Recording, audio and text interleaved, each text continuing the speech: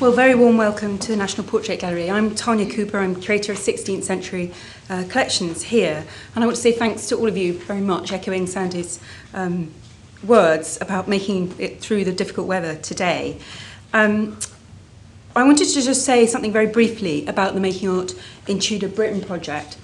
The conference has been organised in collaboration with the Research Forum at the Courtauld Institute, and I'm grateful to Aviva Burnstock and also to Maurice Howard for their help in organising this conference. The conference is part of a larger project called Making Art in Tudor Britain. The National Portrait Gallery has really the largest public collection of Tudor paintings, and this project began in 2006 when we began to undertake technical analysis on the early parts of our collection. And I'm showing you here some of the images that we've already looked at in the conservation studio. The project is an extremely collaborative one, and it's involved the expertise of many different staff, advisors and specialists in other institutions, many of whom are speaking at this conference, and without whom the research that we've done on our pictures would not have been possible. I'd particularly like to thank Catherine Daunt, Sophie Plender, Sally Marriott and Polly Saltmarsh for their really vital part in this work. And the research wouldn't really have been possible at all without the cooperation of our advisory team and the specialists that work on this project as well, many of whom are speaking.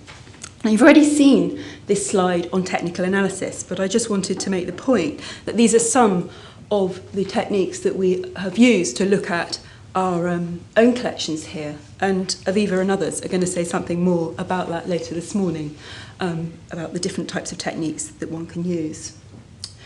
The project really has been not a cataloguing project, but about attempting to ask questions about artistic practice and about patronage at this period, in an attempt to build up a critical mass of data, which eventually we hope next year to publish the first part of in a publicly available database, which is being funded by the British Academy. So some of the things that we've been looking at are authenticity and dating, the way that condition affects our understanding of paintings, particularly copies and versions, of which we've come across a large number of. Categories of authorship and understanding the nature of authorship and the relationship of workshops with patrons, and just some of the complexities of that have come out particularly this year, and also material construction. So all of these things come together to have a different type of understanding of pictures. Now, I've mentioned already that the project has been very collaborative, but we've also worked with other institutions and occasionally brought in pictures where we've got other versions of them in our own collection. And we worked with the Scottish National Portrait Gallery earlier this year about looking at, particularly at one artist called Arnold van Bronckhorst, and a problematic series of attributions that were related to him. And I'm showing you two pictures here, James Douglas, Earl of Morton, by Arnold van Bronckhorst, and James I, both at the Scottish National Portrait Gallery, which came in here to have technical analysis earlier this year.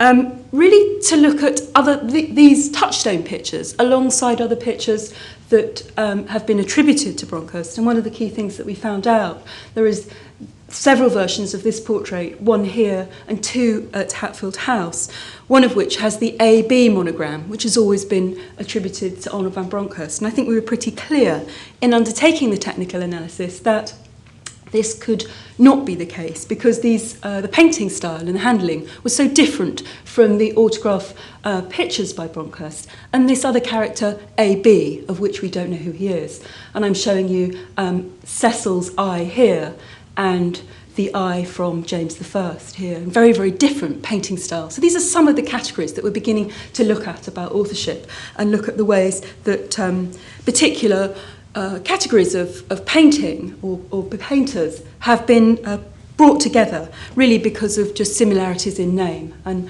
technical analysis and close reading of paintings has helped us to begin to realise that some of these things are a lot more complicated than perhaps we first thought.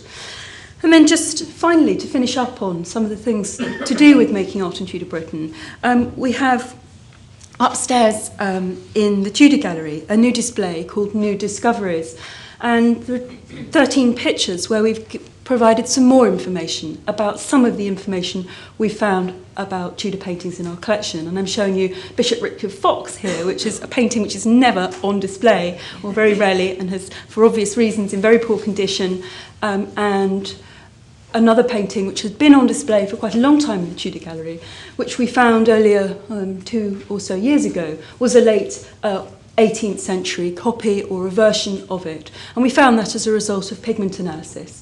And this picture isn't on display, but these are two, isn't usually on display, but they're on display upstairs in room 3 for a period of 3 months to look at that particular problem.